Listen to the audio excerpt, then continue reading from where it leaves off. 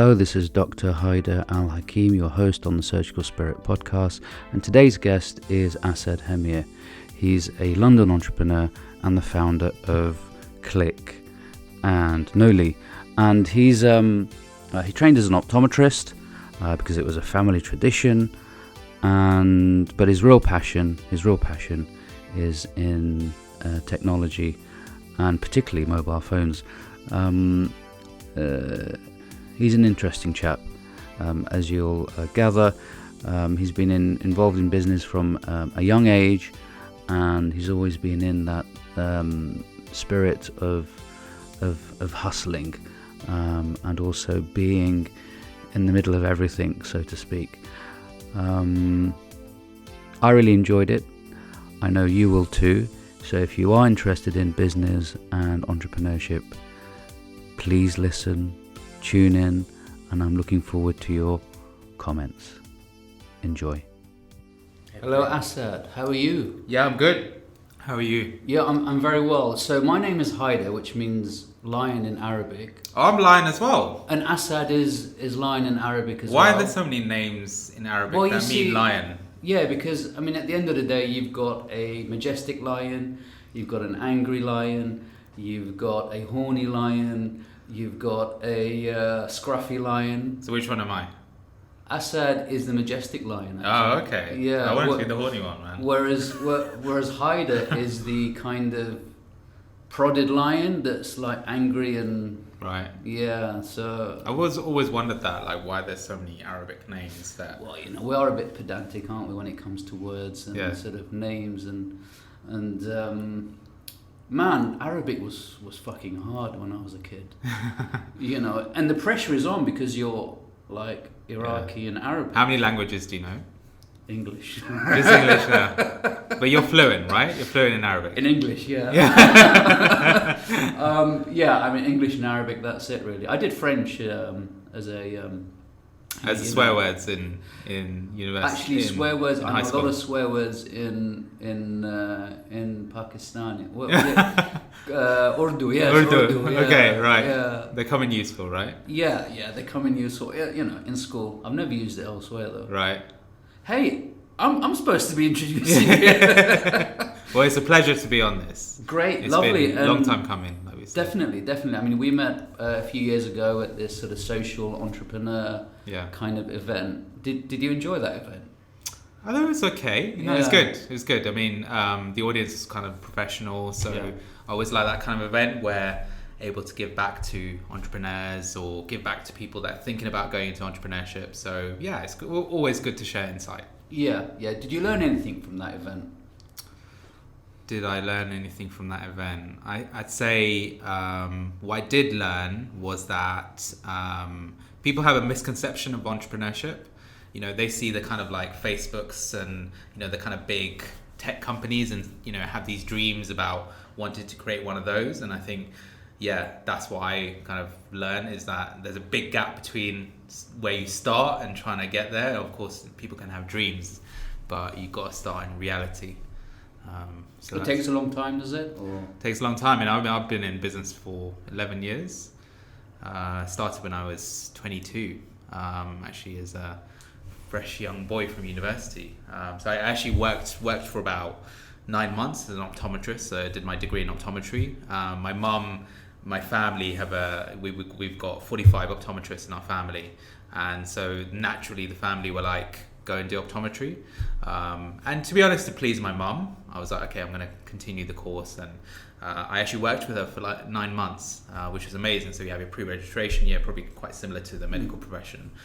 I worked with her for 9 months and it was amazing. And then I said to mum, I'm going to go into telecoms. What happened was actually my third year of university, I saw the iPhone launch, and I was buying and selling phones at university. So that's how I kind of got my hustle, I guess. But also like seeing mum and dad, and they had businesses. No one really made money because we all came here as like refugees, right? And it was just all like everyone, you know, the whole family kind of grouped together and stuff. So, but seeing them hustle and then like at uni and then seeing the iPhone, I was like, okay, this industry is going to explode. And I always had this love for tech. So I think in our house, we had tech from a young age. So from I still remember, like, do you remember the ZX Spectrum? Yeah. The Commodore 64. Yeah.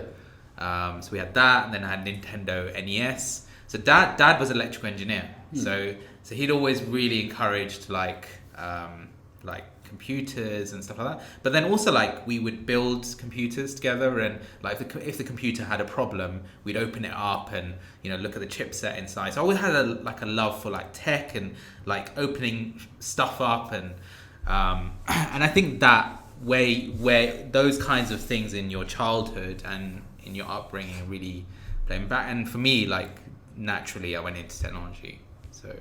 So it's like a detour that you went into sort of optometry, but really the passion was always into tech. Yeah, I mean, like, look, my mum said to me, look, I think she always knew in her heart of hearts that this boy's not gonna do like optometry.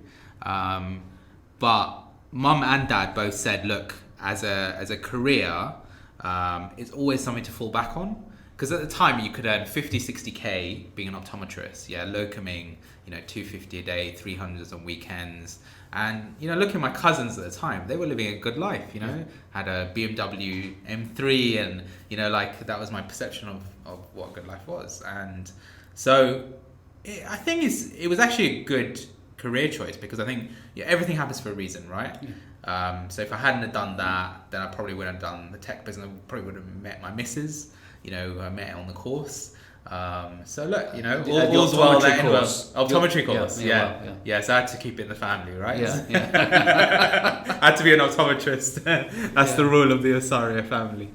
So it was this kind of entrepreneurship, hustling. Yeah. Also, you wanted a bit of safety there. But I think the medical profession teaches you a lot of skills. Like, look, I'm not a doctor, obviously, but like, so as an optometrist, like, when you're with people, different ages, different cultures, like, you're seeing 20 people in a day. It's fast paced. It's, you have to deal with people's emotions, and these are like soft skills that you need in business, whether you're managing it's people. Essential, these sort of emotional intelligence, essentially, and they keep banging on about it. Yeah. Emotional intelligence is probably the most important skill to have in business. Yeah, and then like you go and work in like BNP areas and like Gravesend and places like that. What was that like for you? It's interesting because like you're clearly the only Asian person they've seen in months. Yeah. so you get a lot of like dumb questions, like and also I was young at that time. I was 22, so you almost. Were you like rebellious against that kind of sort of white inquisition? No, look, I mean, I went to public school in Harrow, and I mean, it's funny, like in our area is all Gujaratis, so all Indians. So in our class, I remember we had probably 90% was Indian. Wow. And then we had probably 6% white, and then the remainder was everything else. So yeah, look, I mean, like culture, like you're born in London, man. You just like it's a hot pot of culture, right? I think it's seeing that first taste of outside London though. It's quite interesting. What was that bit like? Of a shock, right? Really? Like because like you'd like why are you speaking to me any different? Like because once you're in London, you don't appreciate what it's like outside London. It's actually when I bought business in Newcastle about 2011. That's when you really realise, when you spend a considerable amount of time outside London, how much London is a bubble, and how other areas of the UK are like completely segregated from culture, and like they just haven't seen people of colour in many of these places, and then their perception of everything is what they see on TV, and that's why you tend to get all the immigration stories, and so it's interesting, man. It's definitely interesting. What happened? Tell us what happened when you were. When these things happen, you bought that business in Newcastle. What was the challenges there? So we bought a very successful business. So step one was making it better. This was optometry or no, this is telecoms. Telecoms. Yeah. So making it better.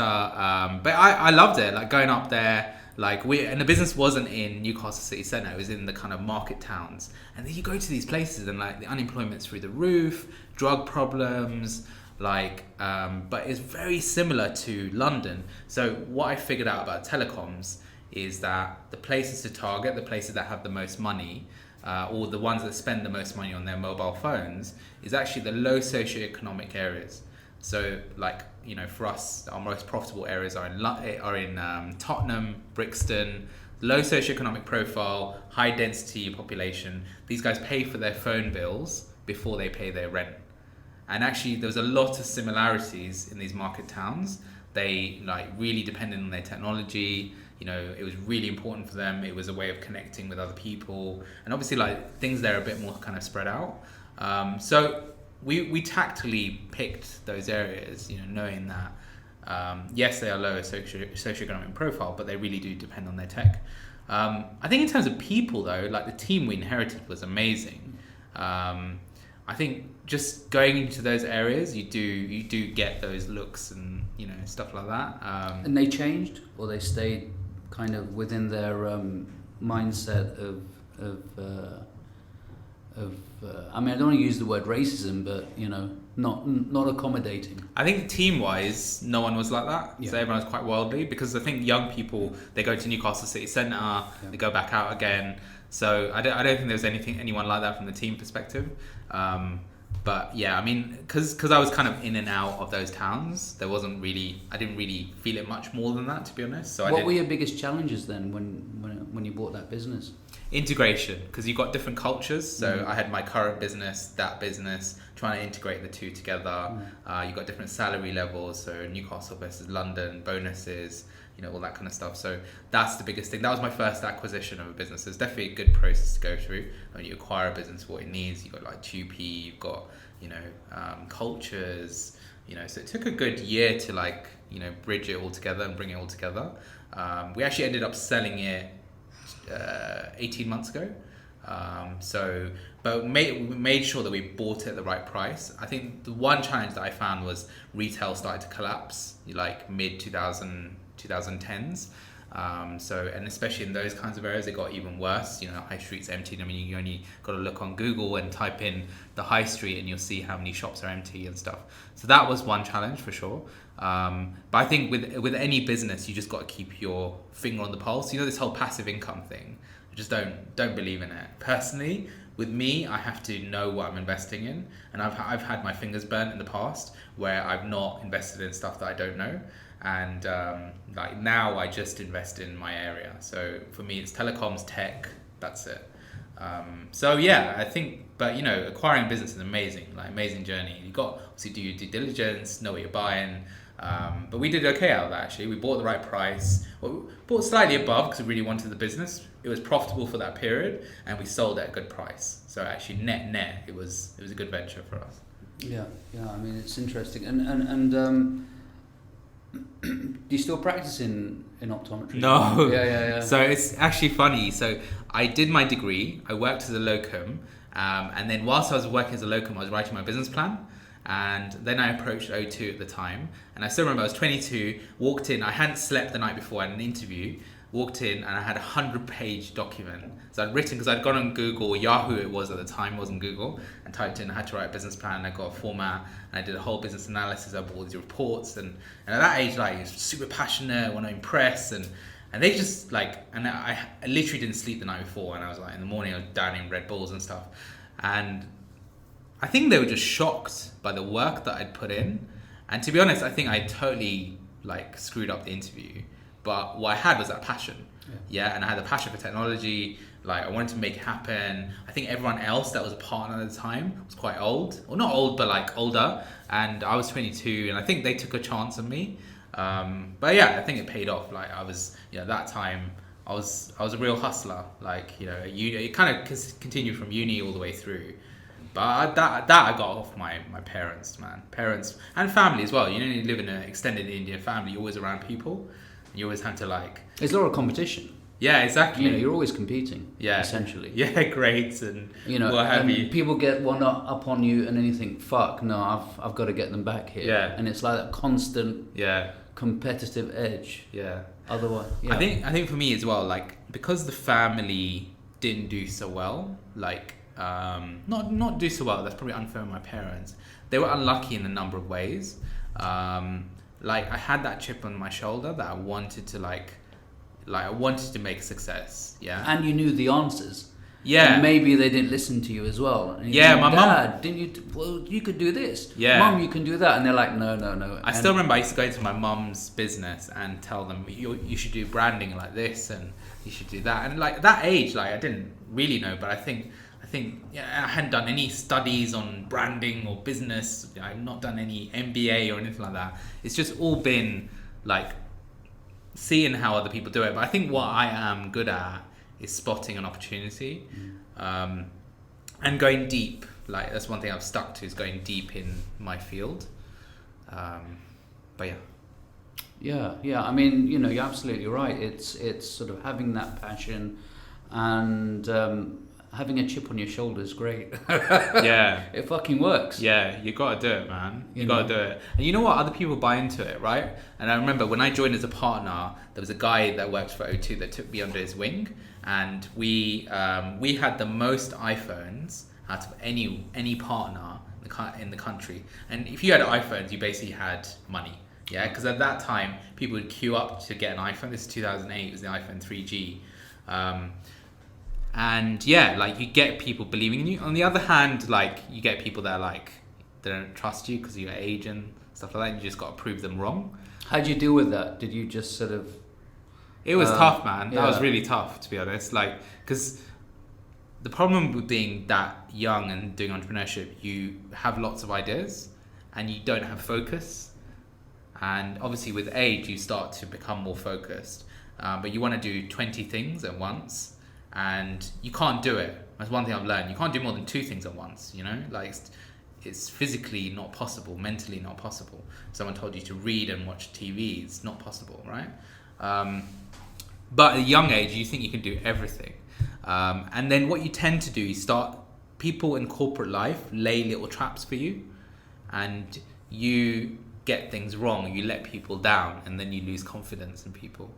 So I think you learn through those processes to play the game, and that was the biggest thing I learned, is like how to play the game in corporate life, which at a young age, like when people are trying to like put you down, it's tough, but you just got to fight through and just like, Did you get really down at some stage in your?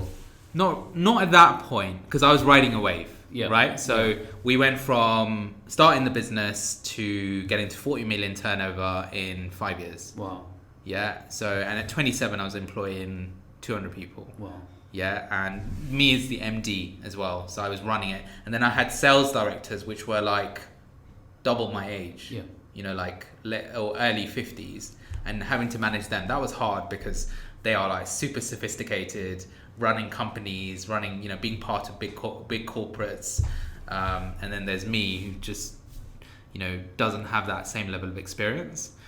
So I think that was great. That whole journey was amazing. Yeah.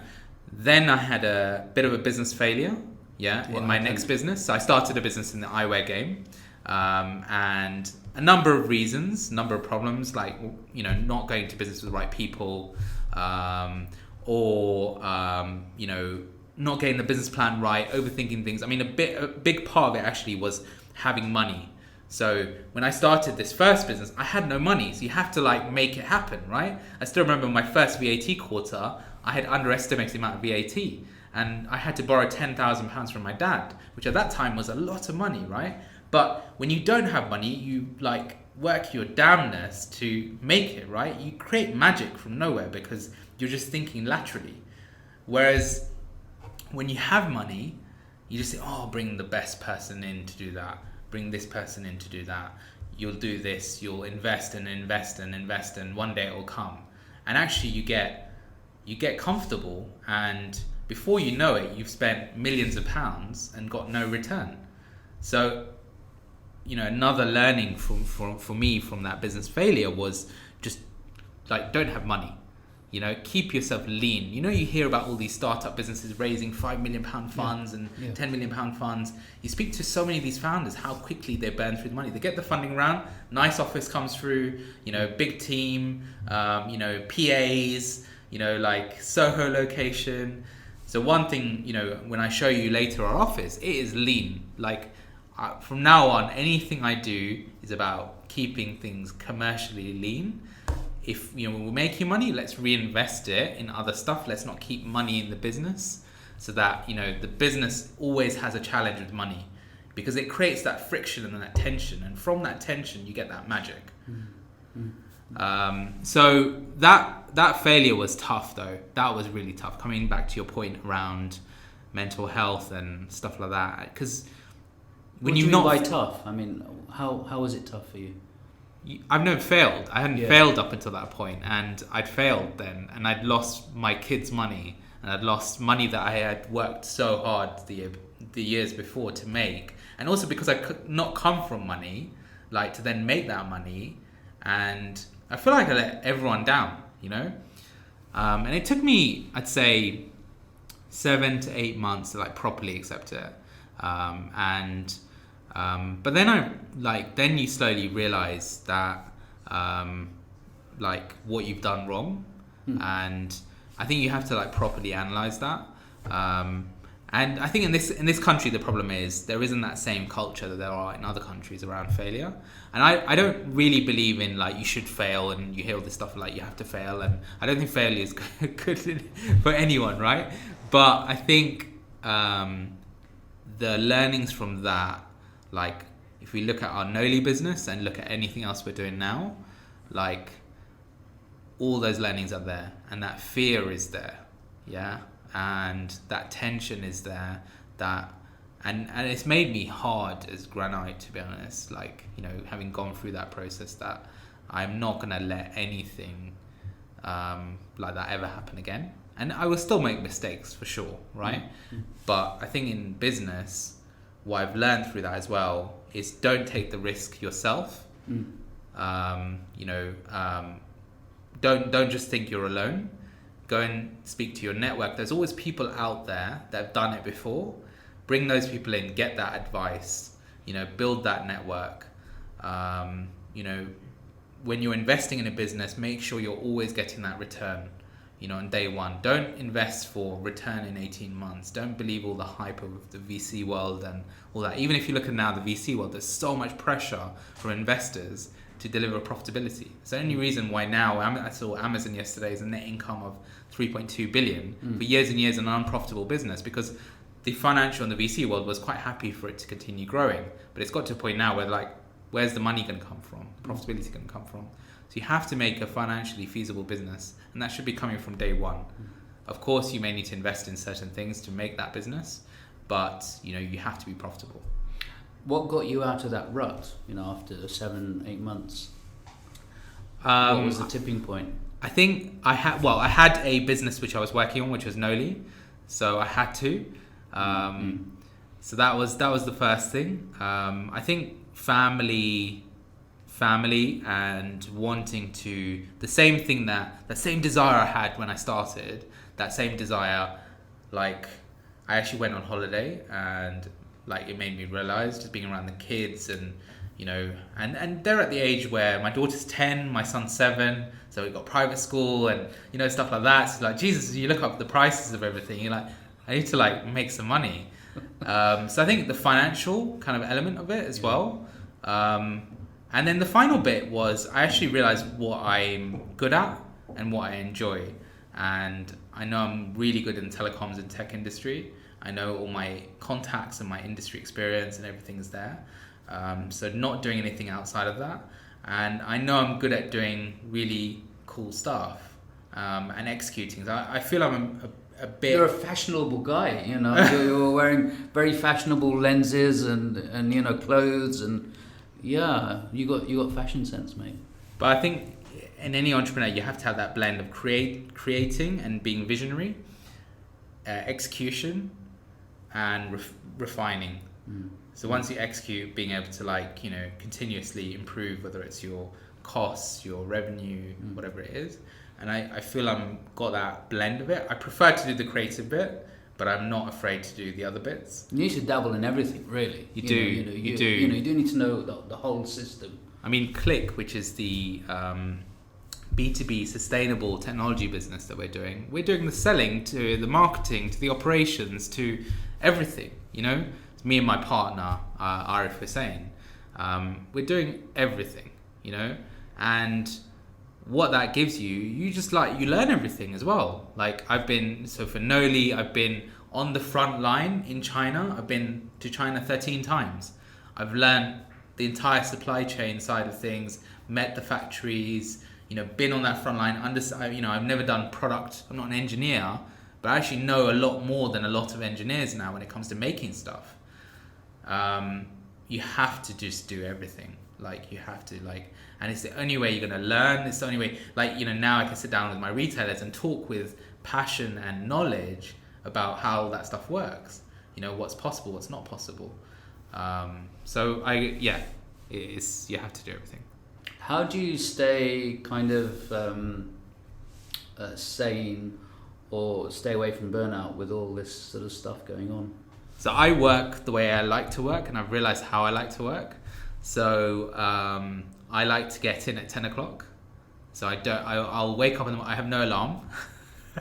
so I wake up whatever time I want, pretty much, and I get in for 10, and then I'll go on my walks. I'll go to nice places for food and stuff like that. And for me, it gives me that creative time, but it also gives me that freedom in my mind to just chill out and relax. I work Monday to Friday. I don't take days off during the week, and then weekends I completely decompress. Yeah. So I try and just keep away from work and everything. I think the other bit of it is doing stuff you love, because if you're doing stuff you love, then you're not at work. You're playing. It's that infinite energy that you can tap into. Yeah, I feel like a child at the moment in a sense of work. I love what I'm doing and I didn't love what I was doing in the business that failed, and that's probably why it failed, to be honest, because I wasn't enjoying it, and I'm not able to then be the best at that particular job. People are genuinely, I feel, they're excited about what I'm doing right now, because they can see my passion come through whether it's in my writing style or whether it's in the content I create or the products that I produce. And so Nolli's I used to love Lego as a child. Yeah. So I wanted to create a Lego playful technology brand. And that's what Nolli is. And every day or every product that we do and everything we're doing, it's hard because we're making and creating stuff that's the industry's not seen before. But I love it. And I think that's really key to your mental well-being as a business person. Not getting too focused on profit and all the kind of hard numbers. Big believer that profit will pop out. You do need to always be commercial and always be thinking about bottom line and all that kind of stuff. But that should not be your driver. On my table, I have this placard that just says "Do epic shit." Yeah, and got Muhammad Ali picture and a little bit. There were things like that, but just things that it's important to have all these small things. And I think also at work, really enjoying it. So that play culture we try and create. So we'll do the once a month nights out and drinks for the team, and even just the environment we're in. We're obviously here. You got picking the right environment. Co-working space that we're in Fora, which has snacks that change out 4 times a day, and they got coffee on tap and drinks on tap, and I think with that, it's really connecting with people. You got these are my friends, and it's not just work people. So everyone's got equity in the business. Everyone's financially driven and aligned with me in that sense. And I don't want to just create work. I want to build friendships, and network is everything, as you know. Yeah, life's too short. At the end of the day, yeah. And there's a lot of pain and suffering out there. Yeah. It doesn't have to creep into the workplace. Yeah. It can be literally whatever fantasy you can create. You want to create. Yeah. Within that sphere. Yeah. They do yoga. Yeah. So once a week they do yoga. I've tried it. I'm not flexible enough. but I do like mindfulness. So I'm doing like calm and stuff like that. And there will be times where you feel like today, just before we came into this podcast, there's just so much going on. And I think you learn to like become better at dealing with that stuff. So I found calm has been quite good with that. So when I don't do it every day, but I'll do like 2-3 times a week. I'll do a little bit of meditation. And then the intermittent fasting side of things works as well. Okay. And I've noticed like as I've got older, I'm starting to look after my health more, just naturally. And a big thing there is food, man. Just like got to watch what you eat. I'm trying to like more kind of oily fish and don't know if I'll go the full vegan yet. I do want to. Everyone in the business, every single person in my office is vegan. The pressure is on. Yeah. So and it's a challenge with restaurants, man. Trying to find, well, actually, there's a lot of vegan restaurants around here, but I mean, why do you think sort of vegan's the way forward? I think there's a number of things. It's obviously caught a cultural trend now. Okay. So it's in social media, it's in the press. I think the whole David Attenborough effect of climate change. There was the program on Netflix. Game Changers one. Okay. It's worth watching that one if you guys haven't. So I think there's just this movement, and then once your mates do it, once you get those early adopters doing it, they're on Instagram, they're doing vegan, they're talking about how good they look and how they feel, and you see Lewis Hamilton and all these guys. Then all of a sudden, you want to be a cool kid, right? So I think part of it is culture and wanting to be cool, but I think also part of it is you start to do it, and I see it with people. They lose weight, they feel amazing. Yes, they don't have energy at like 4:00 in the afternoon because they're not getting their iron in or whatever, but you can get their supplements, right? Okay. That's interesting. But I want to lose about 4 kilos, so that's probably why. Well, short term, that's why I want to do it. Fair enough. And talking about the environment, I mean, you're quite passionate about electronic waste in this world. Yes.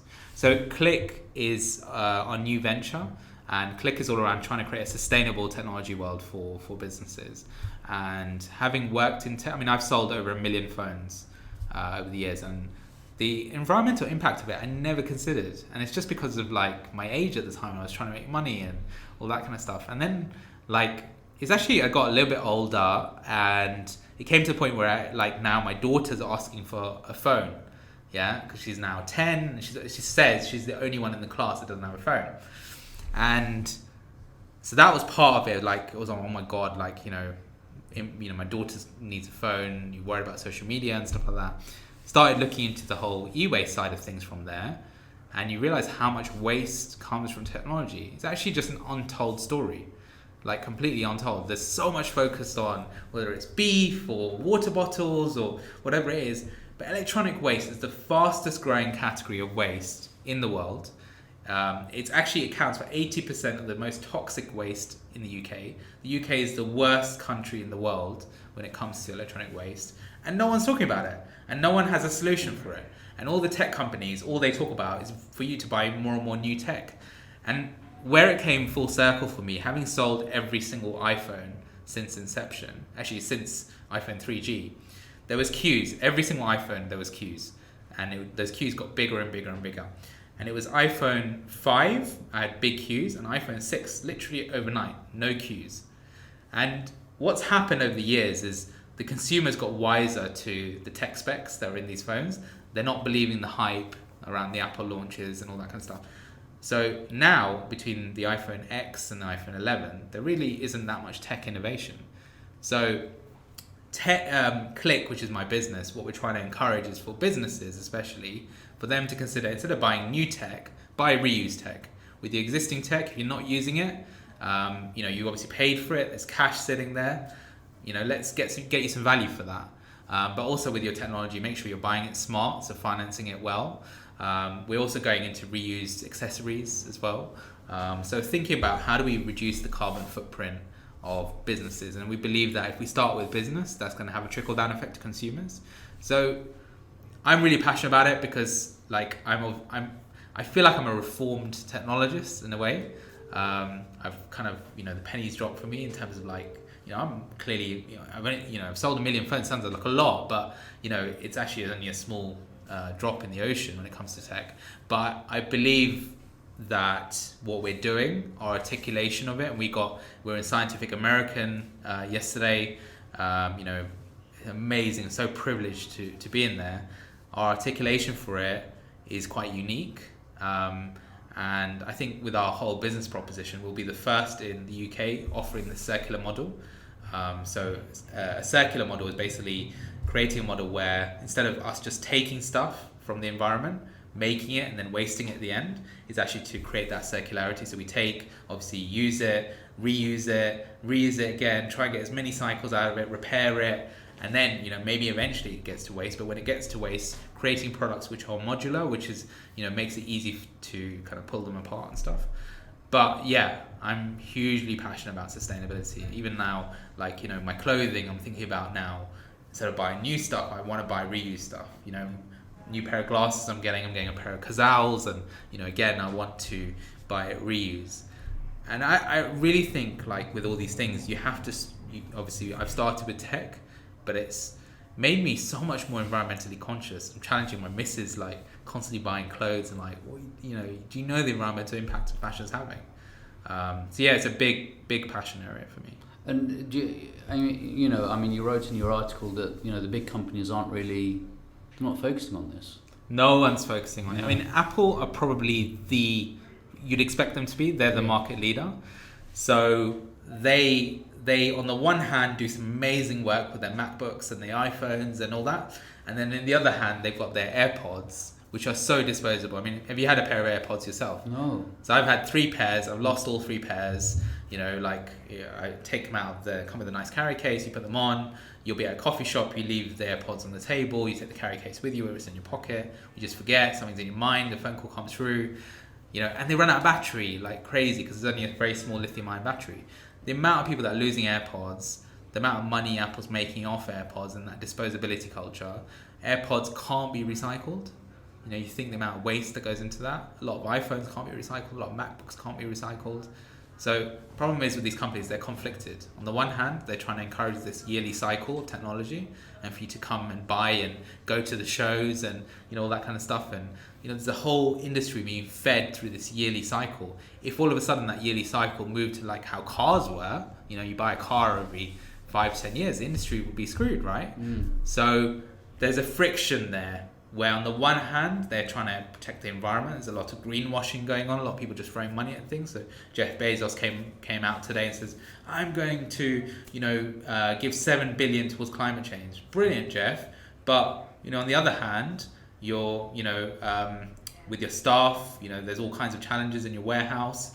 With your packaging, it's not eco-friendly. So these are the challenges, the conflict between the business model and the environmental side of things. And it's, people like us, the small guys, the innovators, or not innovators, but the startups, that we can make the noise. And more than anything, I think we're real people, right? We've got stories, we're part of this industry. And I think that's why the press are kind of buying into what we're doing, because we're young, we're different, we're coming at the market with fresh perspective. We're not afraid to be a little bit controversial, and I think you've got to do that in business. You can't play it safe. All the social media algorithms are tipped for you to be controversial. If you're doing any content, don't ever play it too safe. It just it won't get shared, it won't get talked about. And the younger generation probably is something that they're increasingly passionate about, because they're the ones who are gonna have to solve our problems, essentially. I read somewhere that 20% of fashion in the next 10 years is going to be secondhand. So 20% of the fashion industry will be secondhand. I mean, it should be more than 50%, really. Yeah, eventually. But I think the challenge with that is it's getting over that, would I wear someone else's clothes? Yeah. And that younger generation, Gen Z and those guys, they're quite happy to, because A, there's the financial benefit, it's cheaper. Yeah. B, if it's washed and dry cleaned and all that, what's the difference? And I'm saving the environment. But, for me and you who've not really worn second-hand clothes or stuff like that, maybe, then it's a more of a challenge, right? Because you normally just go into a shop and buy stuff. But we've got to accept it that that we do live in a finite system. 100%. And eventually something's got to tip. 100%, man. I mean, we've seen like the storms and things like that recently. I mean, when I go to Hong Kong, the typhoons increasing in velocity. Climate change is here, man. It's not, Climate change is here. Technology is here to stay as well. And it's only going to get even more. What about the medical field? What's your thoughts on that? Yeah, I mean, the medical field, we've got artificial intelligence coming in. Yeah. So that's totally going to disrupt the industry. Yeah. So in the next 5 to 10 years, a doctor won't be a doctor like a doctor is today. But I'll give you this example. So at Christmas, I got flu, like really bad kind of chest infection and stuff. And I went on to Push Doctor, and twice they just fobbed me off. And I found the experience really impersonal. And in the end, I was like, okay, screw this. I'm just going to go and see it. That's something that, we can definitely talk about, because I'm looking to go into the tech side of healthcare. Yeah.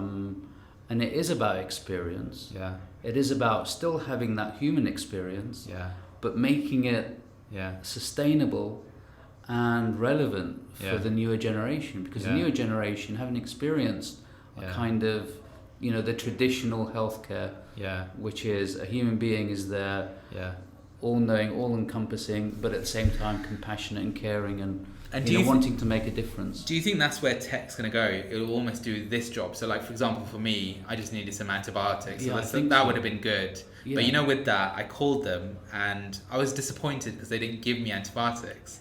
Yeah. So they were almost like, look, you're still day 4 or 5 into your infection. You're okay. Your phlegm has gone from yellow to clear. Yeah.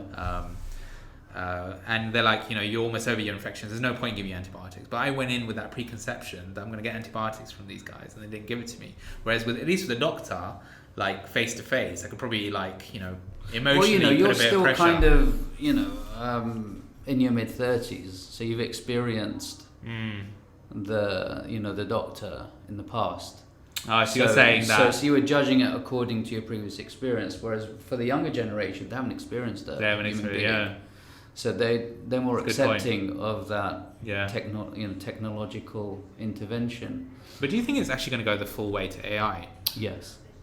You do, yeah? It's just like people are so much more involved in their mobile phones. Yeah.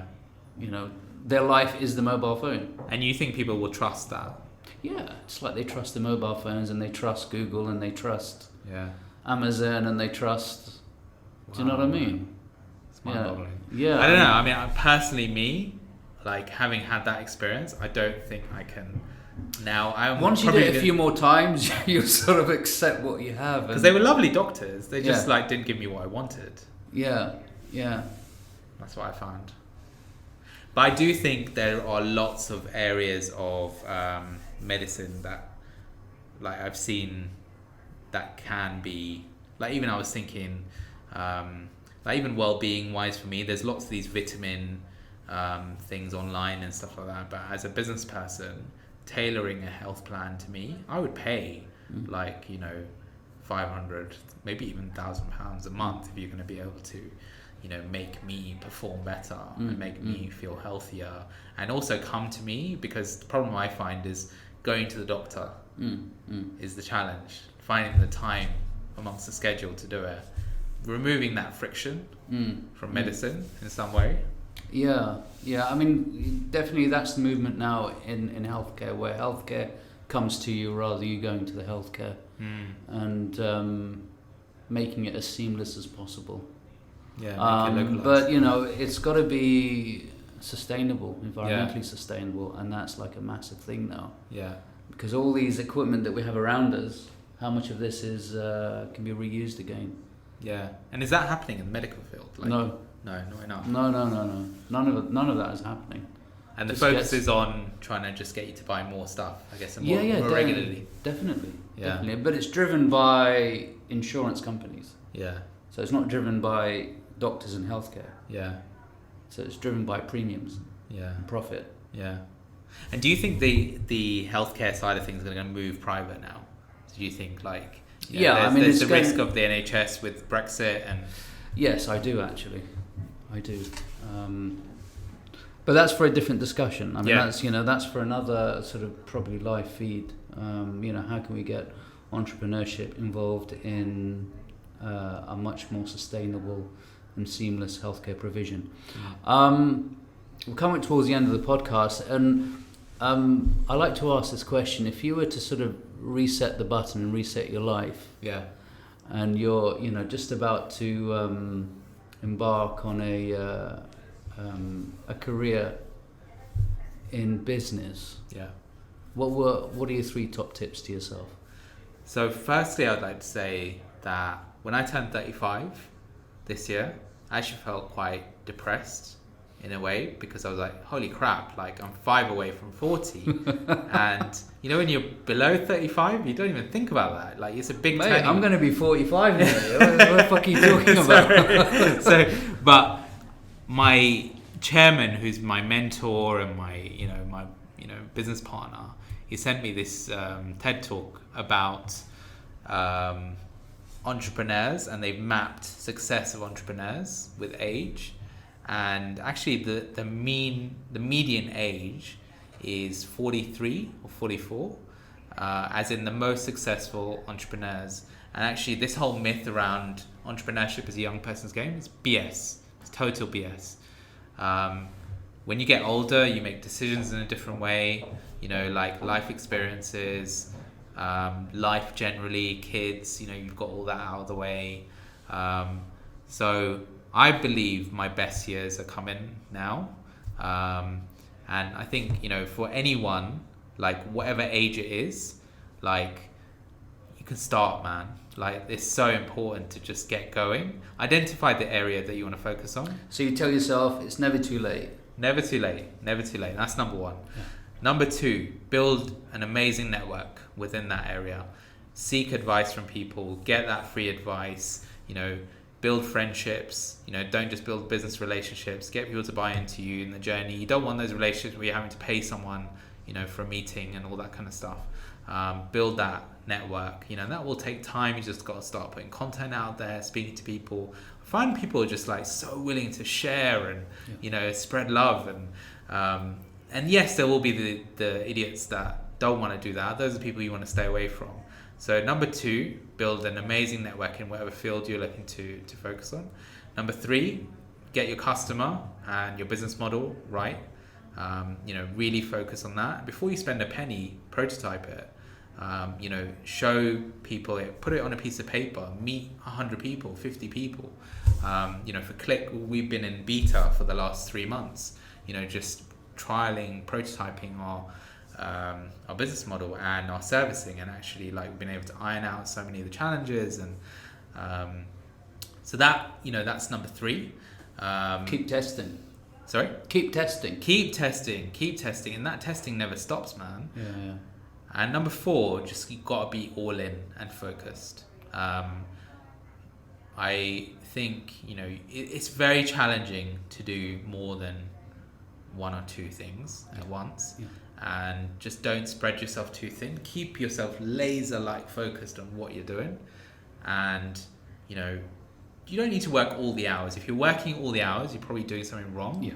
You have to give yourself that balance of life and work. And Get yourself a partner. They'll definitely stop you from yeah, work. exactly. It's true, man. It's true. Yeah. Asad, it's been absolutely lovely. Thank you so much. Thank you.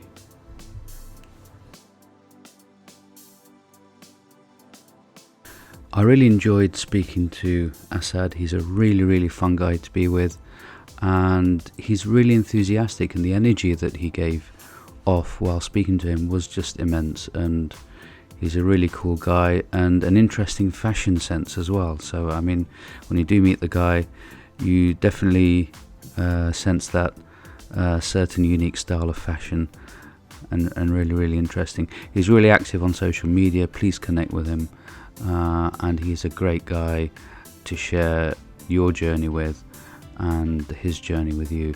So entrepreneurship is a old person's game. So I'm looking forward to my entrepreneur journey, and I hope you will too. Thank you for listening. This is Dr. Haidar Al-Hakim on the Surgical Spirit podcast. I've been your host, And until next time, let's keep our third eyes open. Thank you.